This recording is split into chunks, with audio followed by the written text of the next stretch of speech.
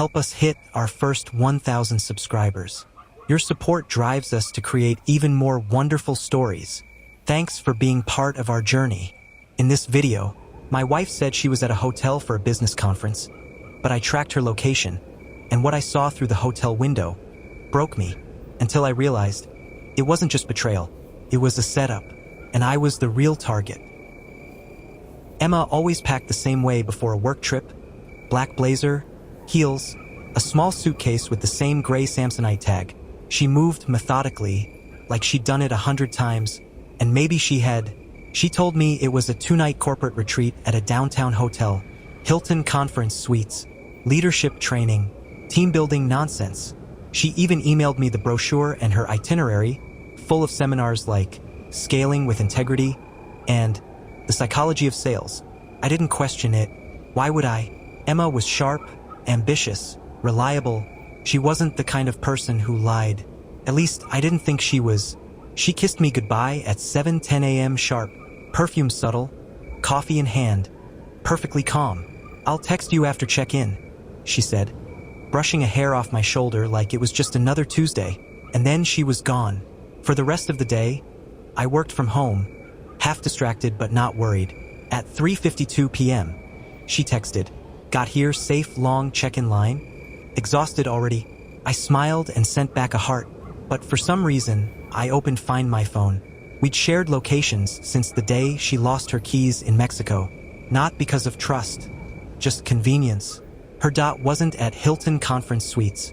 It was downtown, yes, but not where it was supposed to be. Instead, it pulsed from a boutique hotel on the other side of the city, Riverside Lux Hotel. I refreshed the app 3 times. Still there. My stomach tightened. I told myself maybe she was meeting a colleague first, or grabbing a drink nearby, or there was a booking change last minute. But if that was true, why hadn't she said anything? And that's when I felt it, that first flicker, not of jealousy but dread. I zoomed in. She was still there, hadn't moved in over an hour, and my mind started asking questions I didn't want the answers to. What if this trip wasn't about work at all? What if she wasn't just lying about the location, but about everything? I stared at that pulsing blue on my screen, feeling my heart race, and without thinking twice, I grabbed my keys, got in the car and headed downtown, not to confront her, not yet, but to see for myself what was hiding behind that hotel window. Because something told me the truth would change everything. By the time I reached Riverside Lux, it was already getting dark, the kind of soft, blue evening that makes city lights look romantic. But all I could feel was sick. I parked across the street, engine off, and stared up at the building like it was alive and watching me back. The hotel looked expensive but low profile. Sleek exterior, frosted windows, discreet shiny. Exactly the kind of place someone wouldn't want to be seen. I opened the Find My phone app again, heart hammering. Emma's location hadn't changed. Still locked on the 5th floor. I didn't even know what I was hoping to see, or if I even wanted confirmation, but I raised my eyes to the windows, scanning. Then I saw her. She stepped into view wearing a white hotel robe, barefoot, her hair down, smiling, and she wasn't alone. A man walked up behind her, tall, lean, shirtless. He wrapped his arms around her from behind like it was the most natural thing in the world, like he'd done it 100 times before. Emma tilted her head back onto his shoulder. He whispered something in her ear and she laughed. Not a polite chuckle, but her real laugh, the one I hadn't heard in months. My stomach dropped. I grabbed my phone and snapped a few shaky pictures through the windshield. Zooming in, trying to focus, felt wrong, felt disgusting, but I needed proof, for myself. And then she did something that made my breath catch in my throat. She raised her hand, and I saw it, her wedding ring, still on, still gleaming. She hadn't even taken it off. Not for him, not for whatever this was. I couldn't look away. The man leaned down and kissed her shoulder. She turned to face him, and for a second, I caught his face. It was familiar, but I couldn't quite place him. Not yet. I sat frozen in my car, gripping the wheel with white knuckles. 1,000 questions screamed in my mind. Who was he? How long had this been going on? Why this hotel? I wanted to storm inside, bang on the door, drag her out. But something stopped me. There was something off. Not just the betrayal, the setup of it all. Like this scene was meant to be seen, and I had no idea yet. But I wasn't the only one watching that night. If you think this was just an affair, think again. The man with her wasn't just anyone, and their plan had only just begun. Keep watching, because in the next chapter, I follow the stranger and uncover a face from Emma's past that should have stayed buried. I couldn't sleep that night. I barely drove home. My hands shook the entire ride, my mind replaying the image of Emma in that hotel robe, laughing in another man's arms. But what haunted me even more was his face, because somewhere in the back of my memory, I'd seen that face before. Not recently, not clearly, but it was buried there. Like a song you can almost hum but can't name. The next morning, I called in sick to work. I told myself I needed rest, but I knew I was lying. I needed answers. I opened Emma's Facebook, then her LinkedIn, started going through old photos, college albums, wedding party tags, any man that could match the face I saw last night. That's when I found it. An old group photo from Emma's college graduation party. There were 5 of them. Emma, her best friend Maya, a guy with glasses and standing slightly to the side, him. Same jawline, same eyes, same arrogant smirk. His name was tagged. Ryan Collins. I clicked. His profile was private, almost empty, no recent activity, no current job, but under his About section it still said, former student UC Berkeley, class of 2015. Exactly the same year as Emma. I asked Emma about Ryan once, years ago. She said they dated briefly in college but broke up when he got messy. That's all she ever said, and I never thought to ask more. But now he was back, not just back, in a hotel room with my wife, and suddenly, things started clicking. The weird calls Emma would ignore at night, the burner email account I once saw pop up on her laptop for a second before she slammed it shut, the business trips that never made it into her calendar. This wasn't new. This wasn't random. I opened Find My Phone again. She was still at Riverside Lux, still on the 5th floor. I didn't hesitate. I threw on my jacket, grabbed my camera, and headed back. But this time, I wasn't just watching. I was going to follow Ryan, because I needed to know what kind of man he was now, and what kind of danger Emma had let into our lives again. And I had a gut feeling. This wasn't just about cheating anymore. It was about why she chose him, and what they were planning together. You think betrayal is bad? Just wait until you find out who the man your wife is sleeping with really is. Don't miss what happens next. In the following chapter, I tail Ryan Collins through the city and uncover a secret that rewrites my entire marriage. I parked 2 blocks away from Riverside Lux and waited. The curtains in Emma's window were drawn, and her phone's location still hadn't moved. She was still in there, with him. At 9:06 a.m., the front door of the hotel opened. Ryan walked out, alone. He was wearing a black baseball cap, sunglasses, and a navy bomber jacket, trying not to be recognized, or maybe just not recognized by me. Too late for that. I gave him a few seconds, head start, then pulled into traffic. He didn't call a cab or take a car. He walked, fast, like he had somewhere to be and not much time to get there. We cut through downtown, past coffee shops, past a newsstand, past the city courthouse. I stayed back just far enough to not draw attention, but close enough to not lose him. Finally, he ducked into a narrow side alley beside a shuttered bookstore. I slowed my pace and waited near the corner. 30 seconds passed. A minute, no movement. I stepped closer, and then I saw it. A metal door, slightly ajar. No sign, no address, just a small keypad lock next to the handle. Ryan knocked twice, paused, then knocked again 3 times. Pattern, like a code. A buzz. Click. The door opened, and he disappeared inside. I stood frozen. Something about the whole thing didn't feel like a meetup with an old friend. This wasn't personal. This was professional. I looked around. No security cameras nearby. No pedestrians watching. Whatever was happening inside that door wasn't meant to be public. I took out my phone and snapped a few photos of the entrance, the keypad, the building around it. Then I walked past casually, pretending not to care, but my brain was on fire. Who was he meeting? What kind of place needs a secret knock? And what was Emma's role in this? Was she just sleeping with Ryan? Or was she working with him? When I got home, I Googled the street address. The building used to belong to a cybersecurity firm that went bankrupt 3 years ago, but now it was listed under a shell company, Edison Strategies, LLC, with no public profile. Nothing about this screamed affair anymore. This was something bigger, smarter, darker, and I wasn't just a heartbroken husband anymore. I was in the middle of something I didn't understand. If you thought this was just about cheating, you're not ready for what is coming next. Keep watching. In the next chapter, I confront the hotel receptionist, and what she tells me changes everything I thought I knew about my wife. The next morning, I walked straight into the lobby of Riverside Lux. I didn't know exactly what I was going to say, but I knew I had to get closer to Emma, closer to whatever the hell was going on. The woman at the front desk looked young, early 20s maybe, polite, but nervous. I told her I was Emma's brother and that I needed to drop something off urgently before flying out. She asked for a room number. I shrugged and said she hadn't told me, but I was sure it was under her name. The girl typed on her computer, paused, looked at me, then typed again. "I'm sorry," she said.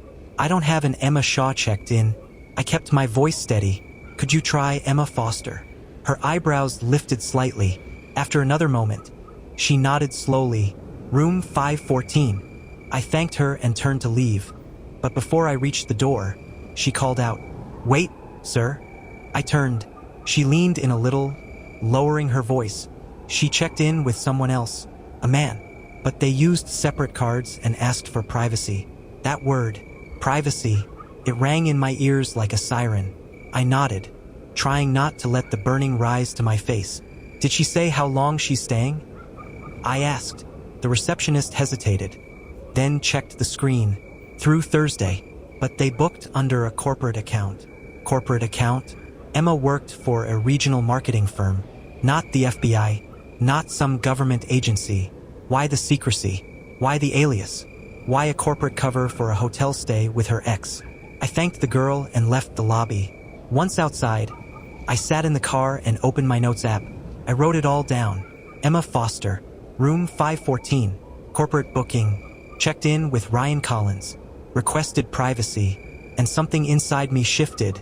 This wasn't just infidelity. This was structured, organized, intentional, a false name, a false narrative, and a double life I had been too blind to see. I thought I'd come here to catch my wife cheating, but what I'd caught instead was the first glimpse of a bigger operation. And Emma wasn't just part of it. She was leading it. Still think this is just about a love affair? Then you're not ready for what's waiting behind room 514.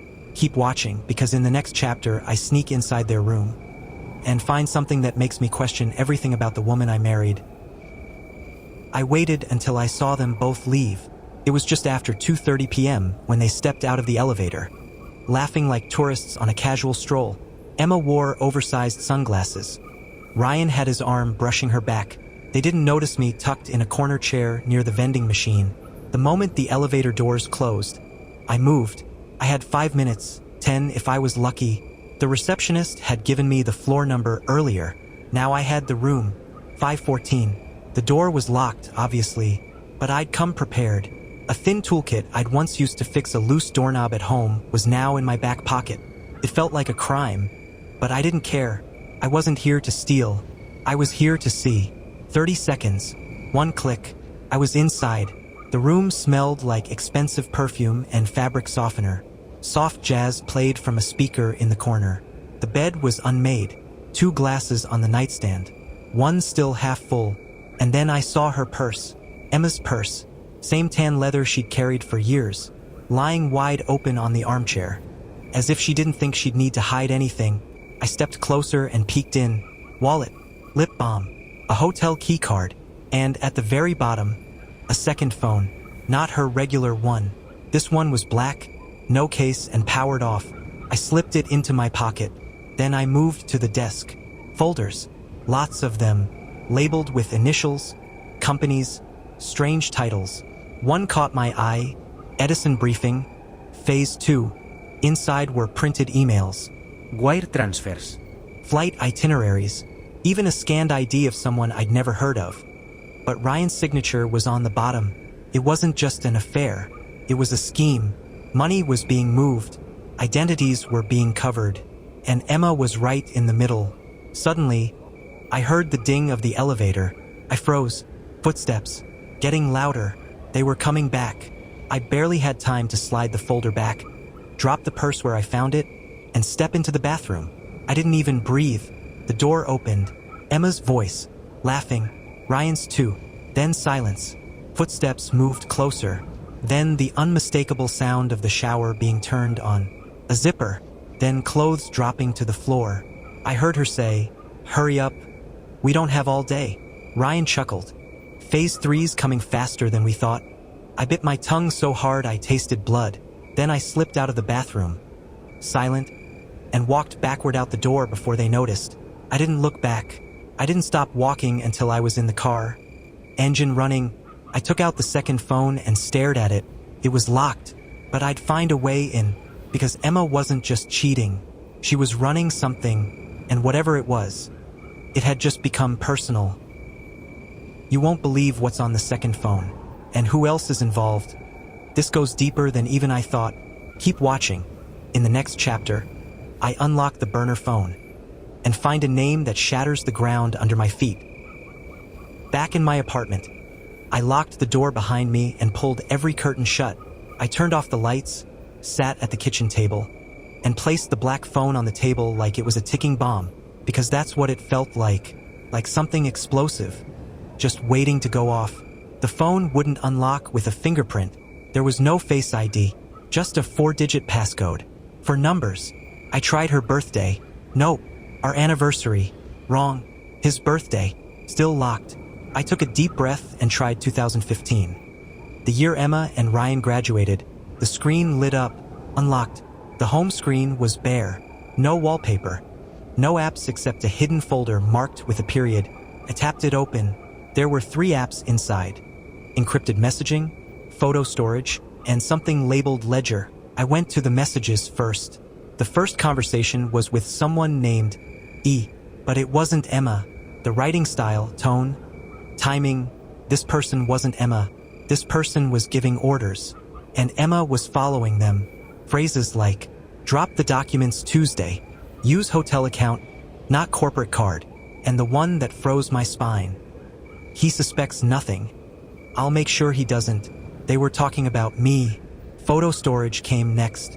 Mostly screenshots of emails, bank transactions, flight bookings. One photo stood out. It was Emma, sitting at a rooftop bar, but not with Ryan. She was sitting with someone I never expected to see. My brother, James. I stared at the screen for almost a full minute before my brain caught up. My brother, who moved to Denver 5 years ago. My brother, who barely spoke to Emma, or so I thought.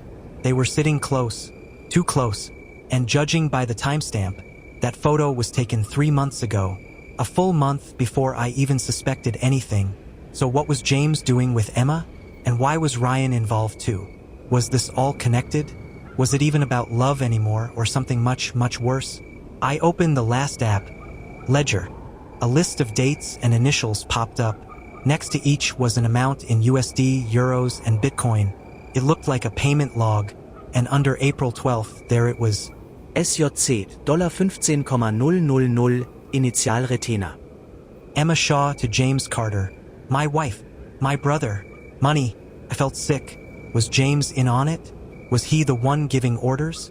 Or was he being used just like me? But one thing was clear. Emma wasn't just cheating on me with Ryan. She was paying my own brother behind my back. And it wasn't for silence. It was for something else. Something I wasn't supposed to know about. What would you do if your own brother was part of your wife's betrayal? Would you confront him or her first? Don't miss what happens next. In the next chapter, I confront James face to face, and what he tells me almost breaks me.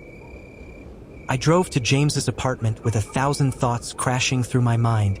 The betrayal, the photo, the payment, and worst of all, the silence.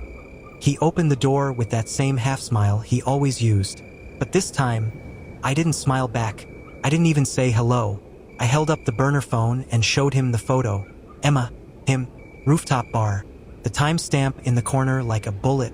His smile faded instantly. He didn't ask where I got it, didn't deny it. He just stepped aside and said, "Come in." Inside, I didn't sit. I stood with the anger burning in my chest like acid. Why James? Why her? Why now? He didn't answer immediately. He poured himself a glass of water. His hands were shaking. "I didn't sleep with her," he said quietly. "I swear." "Then explain this." I threw the phone on the table.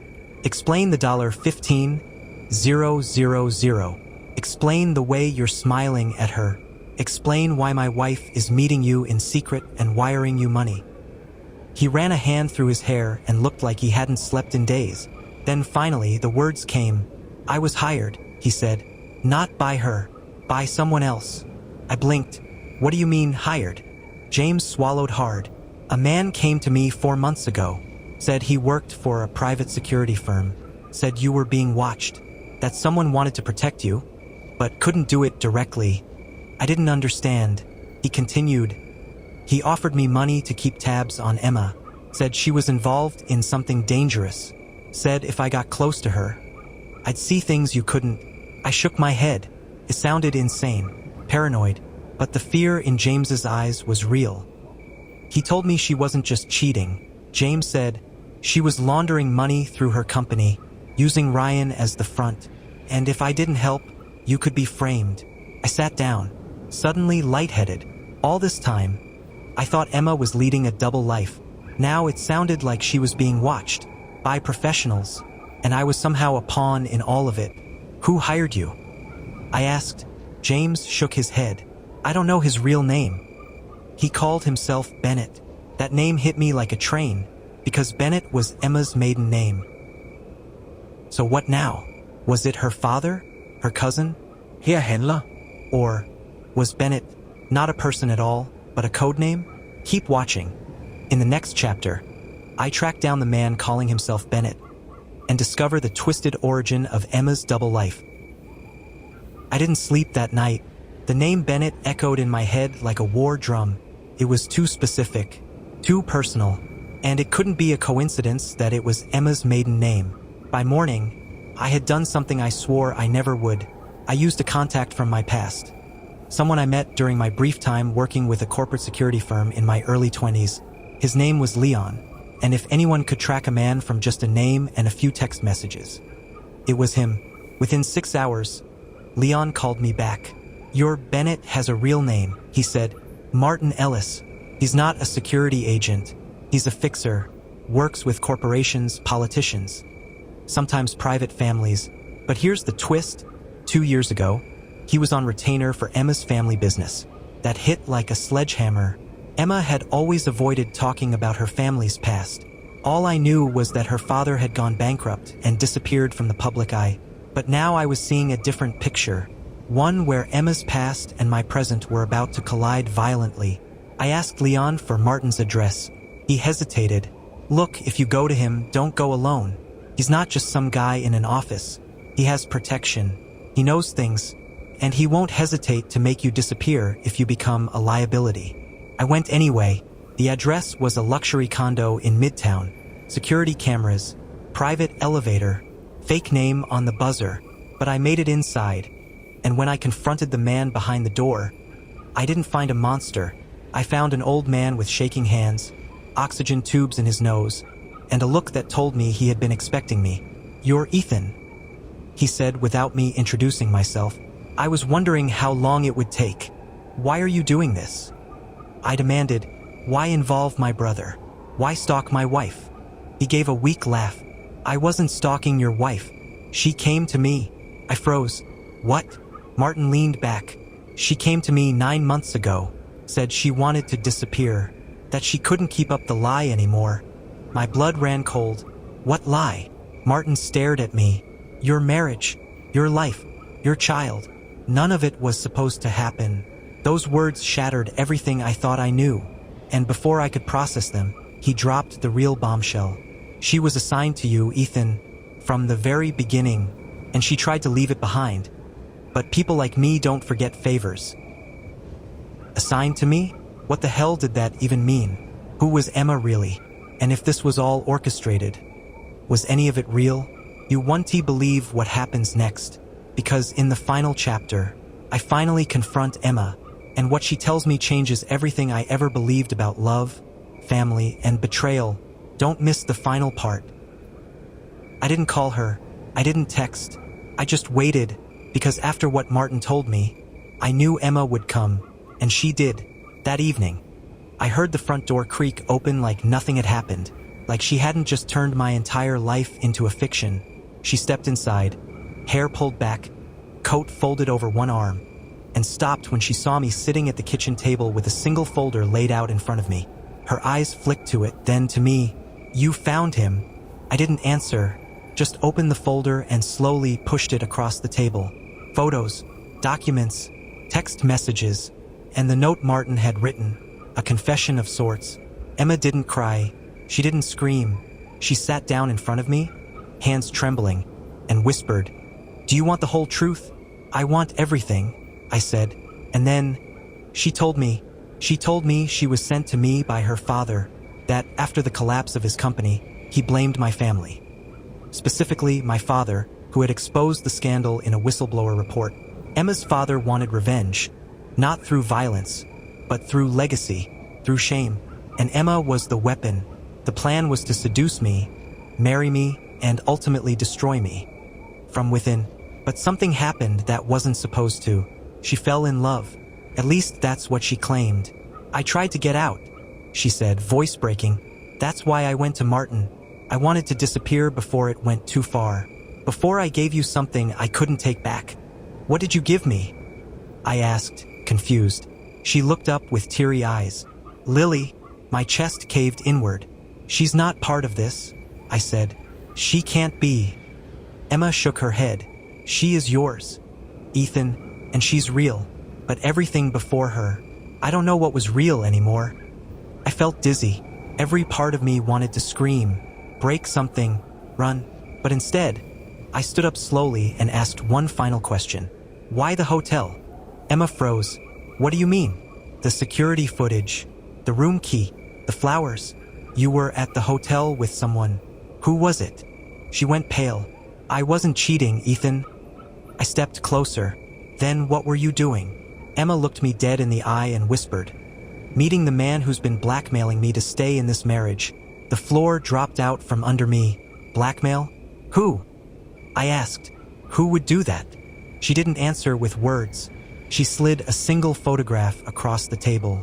It was a grainy shot, but clear enough. My brother, Aaron, smiling, standing outside the same hotel, with a folder in his hand. The same folder I now had. "You were never the target," she whispered. "He was, but somewhere along the way you got caught in the crossfire." And just like that, the entire story flipped on its head. Not a tale of betrayal, not even a love story gone wrong, but a setup, a revenge that started decades ago, and a family secret deeper than I ever imagined. And now it is your turn. If you were in Ethan's shoes, would you forgive her? Would you expose your own brother? Or would you walk away from both of them forever? Let us know in the comments, because this story is far from over.